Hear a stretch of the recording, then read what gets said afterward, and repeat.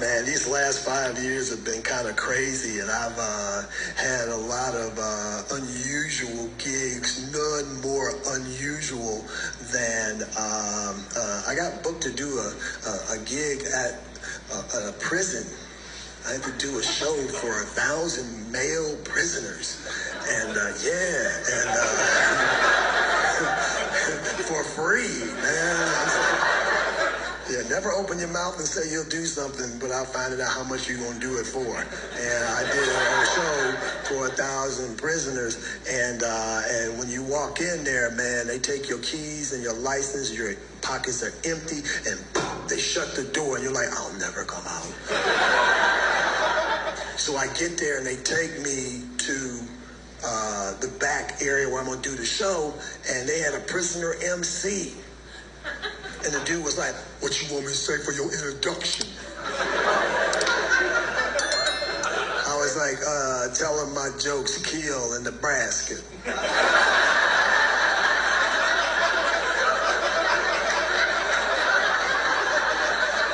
Actually, what I said was, I'm going to be standing right over there.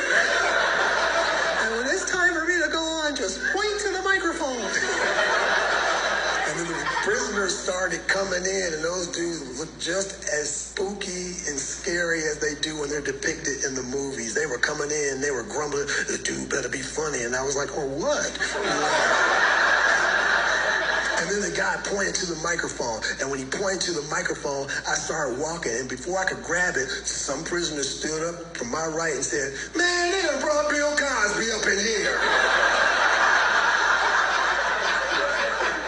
And the prisoners went wild. They all stood up and they were like, hey, say Jello pudding, say Jello pudding. So I was like, I like the Jello pudding, I like pudding, I like pudding. And then they were like, do the eyes, do the eyes. And I was like,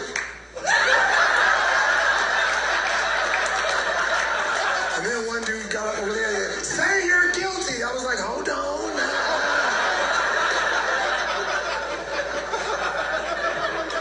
They were happy, and I was like, okay, that was better than anything I was going to say to start off, so let me keep the groove going. So I started doing my act, and as I started doing my show, I realized about halfway through, I was going to do a bit that you should not do for 1,000 male prisoners.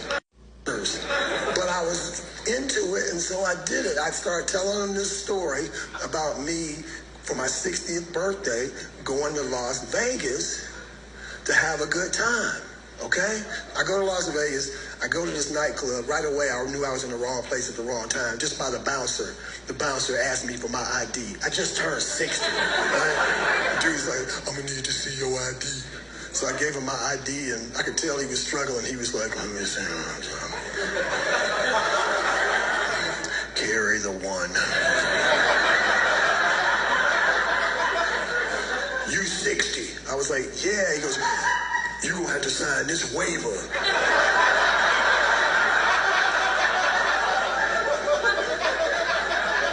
So I signed the waiver, he let me in. As soon as I got in, I was like, I am in the wrong place at the wrong time. Everybody in this club is half my age, I could see it. They all got on the clothes that they all look like that dude on Jersey Shore that called himself The Situation, right? I don't know if y'all remember that show, but they had a guy on the show that called himself The Situation. I didn't like the show, but I love that nickname, The Situation. I wish when I was 12 years old, I would have come home and said, Mom and Dad, check this out. From now on, you two will address me as The Situation. 10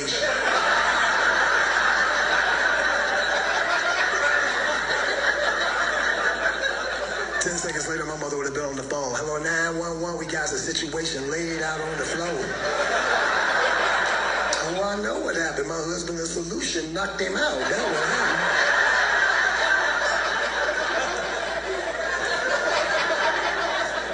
But I was in there to find somebody to dance with, and it's a little different now in the 21st century. When I was coming up, men asked women to dance. Be like, hey, would you like to dance? They say yes. They say no. I just keep looking. I'm in there looking around. This woman taps me on my shoulder. I turned around. She said, my name is Shafrika. Tonight you mine. Grab me by my coat, pull me on the dance floor. She's dragging me out there. I'm all scared, and I realized in the moment that I don't know how to dance. not 21st century dancing. I know one step, tried and true, because I'm a Motown guy. I work it all the time. I just get into my groove. I don't know what Lizzo talking about, but I got sunshine on a cloudy day, so there you go. So I break into my move, and I'm thinking she's going to follow along. That's what used to happen. The guy would lead, the lady would follow. But no, this woman who said her name was Shaprika, she didn't play around, man. She turned her back on me, which let me know gluteus turbulence was about to commence. Her body started vibrating and gyrating. At first, I thought she was having a seizure.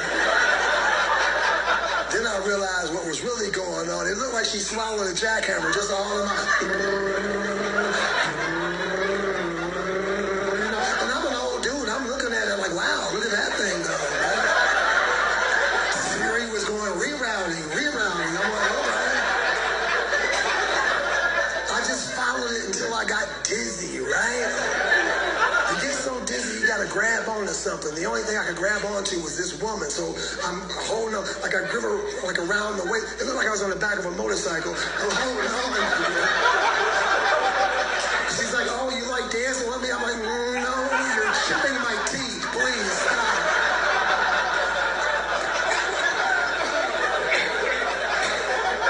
So I just held on for 45 more minutes, man. Tore my ACL that day.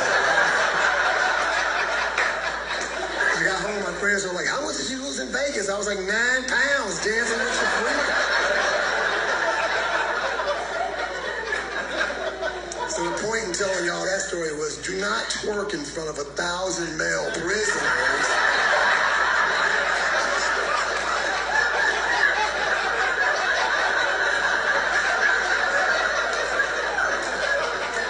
Because as I was twerking, first of all, the little voice in my head was like, stop twerking.